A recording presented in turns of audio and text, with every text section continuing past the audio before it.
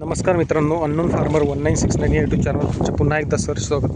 मित्रांनो, इकडे जर तुम्ही बघत आहात तर आपण ज्या क्षेत्रामध्ये उभे आहेत ते आहे गव्हाचं क्षेत्र.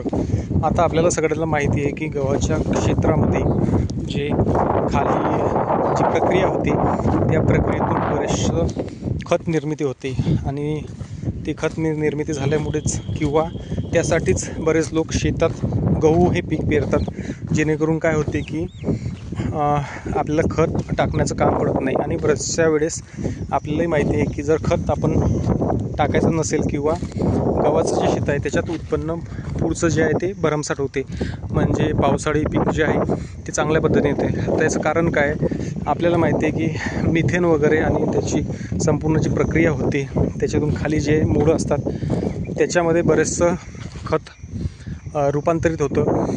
हे झाल्यानंतरही एक गोष्ट महत्त्वाची म्हणजे आता हे तुम्ही बघू शकता की ह्या क्षेत्रामध्ये कुठल्याही प्रकारे जाळलेलं नाही आहे, म्हणजे सगळ्या गोष्टी जशाच तशात. पण शेतकरी काय करतात की गहू पीक काढल्यानंतर ते जाळून टाकतात, त्याचा जो पाला वगैरे आहे.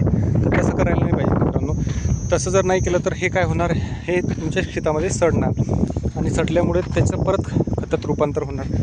आता या क्षेत्रामध्ये जे काही आहे त्याचं खतात रूपांतर होणार, परंतु जर असं केलं नसतं तर ते काय होते की आपण पेटवल्यामुळे उष्णताही निर्माण होते आणि दुसरी गोष्ट त्याच्यापासून काहीच फायदा नाही, त्याची राख तयार होते. असं काहीचं आहे.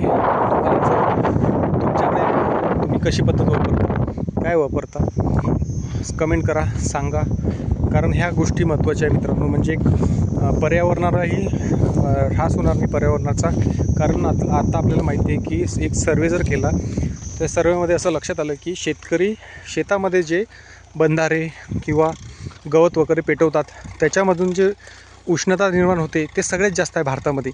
आणि ही सत्य परिस्थिती आहे. ती जर परिस्थिती आपल्याला बदलवायची असेल आणि त्यातून जर खतात रूपांतरित करायचं असेल सगळ्या गोष्टी, तर तुम्ही कुठल्याच प्रकारे शेतातला कचरा जाळू नका. त्या कचऱ्याचं काय करा, एक गड्डा खोदा, त्या गड्ड्यात टाका. पावसाचं पाणी आलं की ते सगळ्या गोष्टी सडून जातात.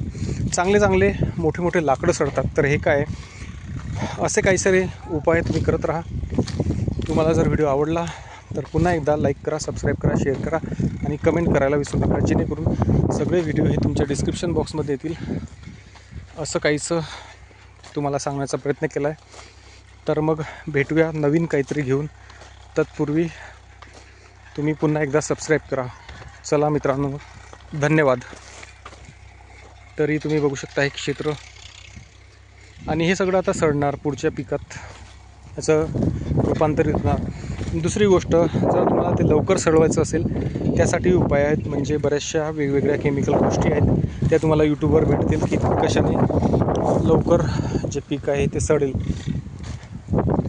तर मित्रांनो, माहिती आवडली तर पुन्हा एकदा सबस्क्राईब करा. धन्यवाद.